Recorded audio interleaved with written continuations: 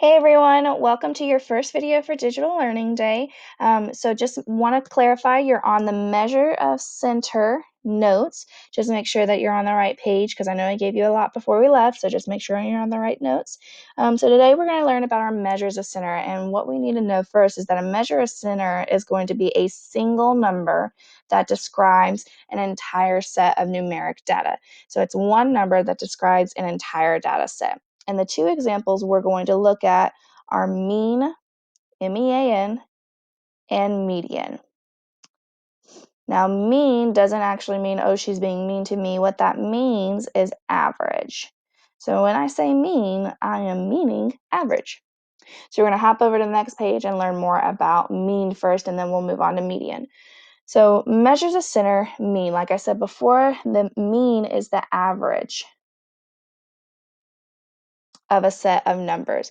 And so to just give you context of what I mean by that and what I'm talking about is whenever we look at our test scores and I say, oh, the class average was 85 on the test, this is what I'm talking about. I'm really talking about the mean. So average and mean are interchangeable. So in order to calculate that mean, the very first thing we're going to do is we're going to add all the numbers together. So add all the numbers together. And I figured it'd be faster for me to type than to try to write this in ugly form, as you guys are well aware of. So the first step, add all the numbers together. Our next step is going to be divide the answer. So you add all your numbers together and you get this answer. We're going to divide the answer by how many numbers are in the data set. How many numbers are in the data set?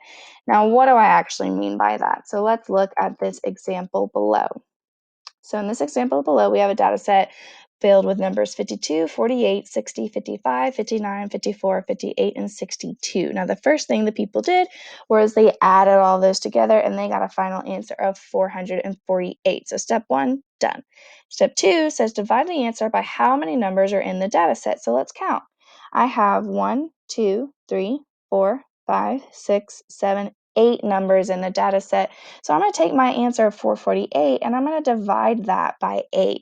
And that's going to give me my average. That's going to give me my mean of 56. So when I say the class average on the test was an 85, what I did there was I added all of your test scores up together and then divided by however many of you took the test. So if 23 of you took the test, then I divided by 23. But if 32 of you took the test, I divided that total answer by 32.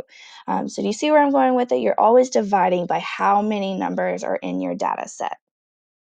So scrolling down, let's look at these practice ones. I'm going to do this first one with you, and your job is to complete number 2 and 3 for homework. So looking here, we're going to add 3 plus 5 plus 1 plus 9 plus 5 plus 3. And that's going to give us a total answer of 26. So when I add all of those numbers up, I get a final answer of 26. Now we have to then, that's step one. Step two says divide by how many numbers are in the data set. So let's count. We have 1, 2, 3, 4, 5, 6 numbers in our data set.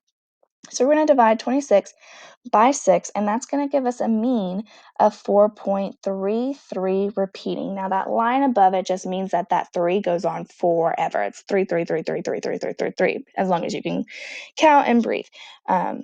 So you would just write that line over it to represent that. Now I'm going to pause the video here, and I'm going to go ahead and make another video for your median work. But so while I'm doing that, you go ahead and do numbers 2 and 3 for homework, and then you can skip to the next video for median practice.